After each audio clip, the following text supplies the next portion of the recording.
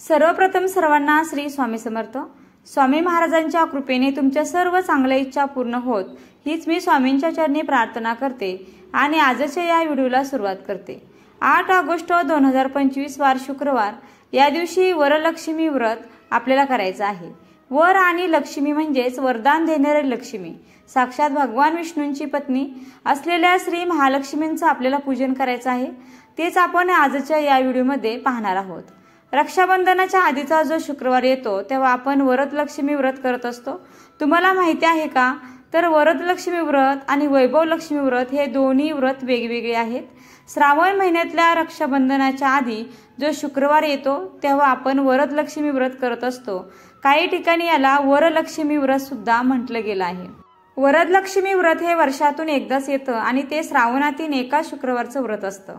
त्याच दिवशी संकल्प करायचा असतो, पूजा मांडणी करून विधिवत पूजा करायची असते आणि संध्याकाळी या व्रताचं उद्यापन सुद्धा करायचं असतं। वैभव लक्ष्मी व्रतामध्ये आपण जेव्हा कलश मांडतो तर त्यामध्ये आपल्याला त्या कलशामध्ये पाणी भरतो, पण या वरदलक्ष्मी व्रतामध्ये कलशात पाणी न भरता त्यामध्ये तांदूळ भरायचे असतात आणि पूजा मांडणी देखील खूप सोपी आहे।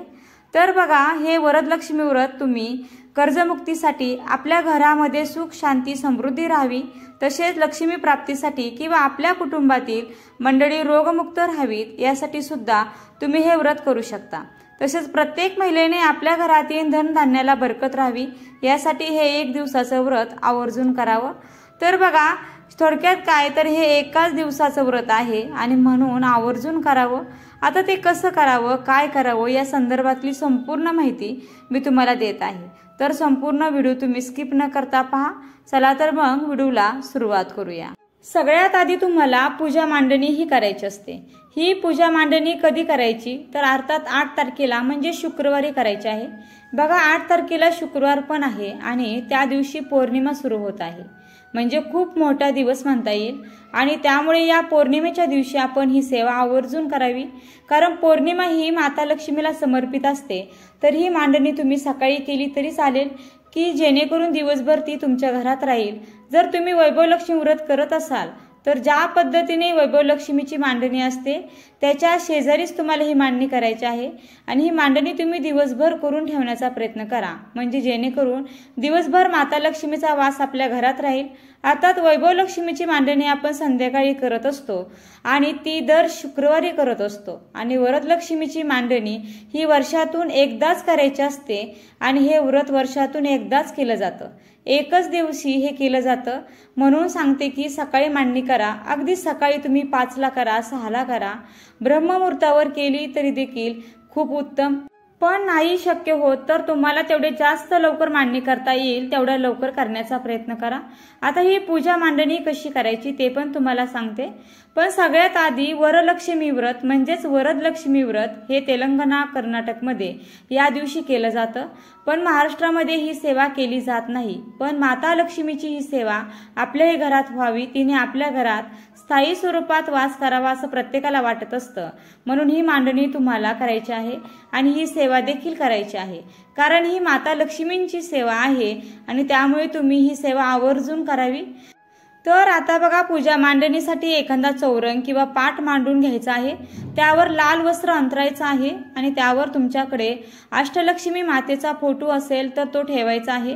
तो नसेल तर माता लक्ष्मीचा तुमच्याकडे जोही कोणता फोटो असेल तर तो ठेवायचा आहे। फोटोच नसेल तर अशा वेळेला तुमच्या देवघरामध्ये माता लक्ष्मींची मूर्ती असेल किंवा श्रीयंत्र असेल तर ते ठेवलं तरी सुद्धा चालतं। फोटो असेल तर भिंतीला टेकून ठेवायचा आणि श्रीयंत्र किंवा माता लक्ष्मींची मूर्ती असेल तर थोडेसे तांदूळ ठेवून त्यावरती ठेवावी। त्यानंतर देवघरातील गणपती बाप्पांची मूर्ती किंवा गणपती बाप्पा स्वरूप म्हणून एक सुपारी घ्यायची आहे, 2 विड्याची पानं ठेवायची आहेत आपल्या उजव्या हाताला आणि त्यावरती थोडीशी तांदळाची रास आणि त्यावर गणपती बाप्पांची मूर्ती किंवा गणपती बाप्पा स्वरूप तुम्ही जी सुपारी घेतलेली असेल तर ती ठेवायची आहे। आता माता लक्ष्मींच्या फोटोसमोर किंवा मूर्ती किंवा श्रीयंत्रासमोर एक गव्हाची रास टाकायची आहे, त्यावर हळदी कुंकू अर्पण करून घ्यायचं आणि त्यावर एक कलश ठेवायचा आहे। त्या कलशाला 5 कुंकवाने उभ्या रेषा ओढून घ्यायच्या आहे आणि त्या कलशाच्या कंठापर्यंत तांदूळ त्या कलशामध्ये भरायचे आहेत व त्या तांदळावरती हळदी कुंकू अर्पण करून घ्यायचा आहे। त्यानंतर एक तेलाचा दिवा त्याचबरोबर एक तुपाचा दिवा सुद्धा आवर्जून लावायचा आहे। माता लक्ष्मीला सुगंध प्रिय आहे, तर सुगंधित अगरबत्ती, सुवासिक धूप, गुलाबाची फुलं, मोगऱ्याचा गजरा मिळाला तर आवर्जून या पूजेमध्ये घ्यायचा आहे। आणि ही पूजा सकाळी ब्रह्ममुहूर्तावरती केली तर अतिशय उत्तम, पण एवढ्या सकाळी शक्य नसेल तर जितक्या लवकर तुम्हाला ही पूजा करता येईल तितक्या लवकर करून घ्यायची आहे, कारण या व्रताचं उद्यापन सकाळीच करायचं, संध्याकाळी करायचं असतं आणि सकाळी लवकर पूजा केली की ती दिवसभर आपल्या घरामध्ये राहते, जेणेकरून आपल्या घरातील वातावरणात सकारात्मक लहरी तयार होतात, त्या आपल्या घरामध्ये वास्तूमध्ये पसरतात आणि त्यामुळे आपल्या घरातील वातावरण हे प्रसन्न राहतं। आता पूजा मांडणी कशी करायची ती पण पाहूयात। प्रथम संकल्प करा आणि नंतर पूजा करण्यासाठी सुरुवातीला दिवा प्रज्वलित करायचा आहे, दिव्याचं पूजन करायचं आणि त्यानंतर गणपती बाप्पा स्वरूप तुम्ही सुपारी घेतलेली असेल किंवा गणपती बाप्पांची मूर्ती घेतलेली असेल तर ती एका ताम्हाणात घेऊन त्याच्यामध्ये थोड्याशा अक्षता ठेवायच्या, त्यावर ती गणपतींची मूर्ती किंवा ती सुपारी ठेवायची आहे। गणपती बाप्पांच्या मूर्तीवरती गणपती अथर्व शिष्य किंवा गणपती स्तोत्र म्हणून अभिषेक हा करायचा आहे। सुरुवातीला स्वच्छ पाण्याने, नंतर पंचामृताने आणि परत स्वच्छ पाण्याने अभिषेक करताना स्तोत्र म्हणायचं। स्तोत्र म्हणता येत नसेल तर तुम्ही ओम गण गणपती नमः हा मंत्र म्हणून अभिषेक केला तरी सुद्धा चालेल। अभिषेक झाल्यानंतर मूर्ती स्वच्छ पुसून घ्यायची आहे। त्यानंतर त्या विड्याच्या पानावरती किंवा त्या प्लेटवरती ती मूर्ती किंवा ती गणपती स्वरूप सुपारी ठेवायची आहे। हळदी कुंकू अर्पण करून घ्यायचं। तुमच्याकडे जर असेल एखादं लाल फूल किंवा मिळाले असतील दुर्वा त्या देखील तुम्हाला अर्पण करून घ्यायचे आहेत। कापसाचं वस्त्र अर्पण करून घ्यायचं आहे, धूप दीप ओवाळून घ्यायचा आहे आणि त्यानंतर साखरेचा किंवा गुळ खोबऱ्याचा गणपती बाप्पांना नैवेद्य दाखवायचा आहे। आता पूजेला सुरुवात करायची आहे। जो माता लक्ष्मीचा तुमच्याकडे फोटो असेल तर तो स्वच्छ पुसून त्याला हळदी कुंकू लावून घ्यायचा आहे। हार असेल तर तो तुम्हाला अर्पण करायचा, गजरा असेल तर तो देखील तुम्ही अर्पण करायचा आणि वस्त्रमाळ सुद्धा अर्पण करायची आहे। मूर्ती किंवा श्रीयंत्र असेल तर गणपतीचा अभिषेक झाल्यानंतर त्या माता लक्ष्मीच्या मूर्तीवर किंवा श्रीयंत्रावर सुद्धा तुम्हाला अभिषेक करायचा आहे। सुरुवातीला स्वच्छ पाण्याने, त्यानंतर दुधाने किंवा पंचामृताने आणि परत स्वच्छ पाण्याने अभिषेक करताना तुम्ही श्री सुक्त म्हणू शकता किंवा माता लक्ष्मीचा जोही कोणता मंत्र येत असेल तो म्हटला तरी सुद्धा चालेल। मंत्राने तुम्ही 108 वेळा अभिषेक करू शकता किंवा 21 वेळा, 51 वेळा मंत्र म्हणून सुद्धा अभिषेक करू शकता। श्री सुक्तम तुम्ही 1 वेळा म्हणून, 11 वेळा म्हणून, 7 वेळा, 9 वेळा, 16 वेळा म्हणून सुद्धा अभिषेक करू शकता। आता त्यानंतर ते श्रीयंत्र किंवा ती मूर्ती स्वच्छ पुसून जागेवर ठेवायची आहे। माता लक्ष्मीला हळद कुंकू अर्पण करायचा आहे, गजरा असेल तर तो अर्पण करायचा आहे, लाल फूल अर्पण करायचा आहे, वस्त्रमाळ अर्पण करायचे आहे आणि जो तांदळाने भरलेला कलश आपण ठेवलेला आहे त्यावर एक पानेदार नारळ ठेवायचा आहे। हे नारळ पाण्याने भरलेलं असावं, हे आपल्याला कोणी ओटीत वगैरे दिलेलं नसावं किंवा सत्कार समारंभात आपल्याला ते मिळालेलं नसावं।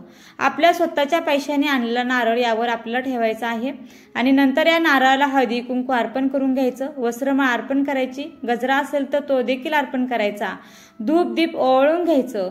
हे सगळं करत असताना ओम श्री महालक्ष्मी नमः, ओम श्री महालक्ष्मी नमः किंवा श्री सुक्तम तुम्ही म्हणू शकता किंवा महालक्ष्मी अष्टकम तुम्ही म्हणू शकता आणि त्यानंतर आता आपल्याला नैवेद्य दाखवायचा आहे।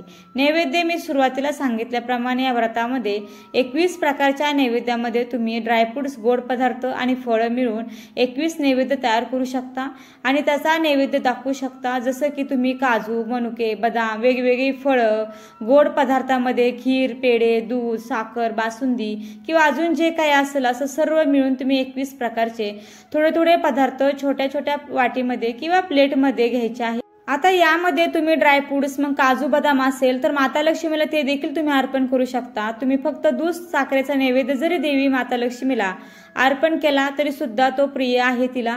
तसेच तुम्ही खीर देखील अर्पण करू शकता, अगदी तुम्ही शिरा जरी केला तरी काही हरकत नाही।